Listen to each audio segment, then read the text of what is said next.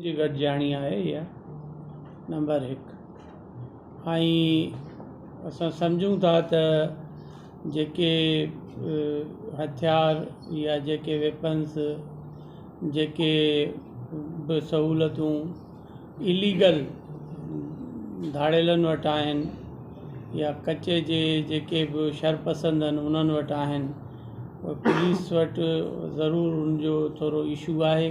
छो त क़ानूनी तौर ते हिकिड़ा फ़ौजी हथियार उहे जेके जंगुनि में इस्तेमालु थींदा आहिनि उहे छो त पुलिस जेका आहे हिकु सिविल फोर्स आहे, न कि फ़ौज आहे या आर्मी आहे।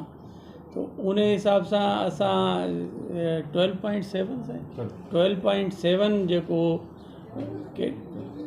हा 12.7 जेका आहे पंहिंजो कैटेगरी वेपन जी, उन जी NOC असांखे वफ़ाक़ी हुकूमत जी तरफ़ों मिली आहे। जी हा, ईअं ई चई सघिजे थो।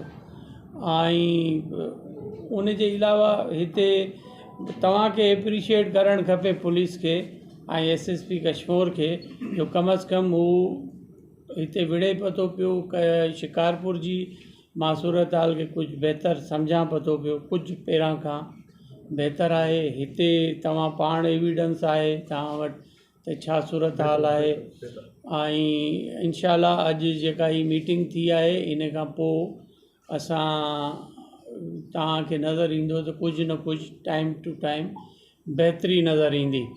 बाक़ी ज़रूरु असां बि पंहिंजी हिकमत अमली ठाही आहे ऐं मां तव्हांजी तवसु सां हिकिड़ी ॻाल्हि ज़रूरु कंदुसि त जेके बि शरपसंद अनासिर आहिनि धाड़ेल आहिनि उन्हनि खे मां हितां हिकिड़ो चिता ॾियां पतो पियो त पाण खे सरेंडर कनि, न त उन्हनि जो ख़ात्मो तमामु वेझो आहे ऐं कंहिंजे बि पोयां लिकी न सघंदा उहे।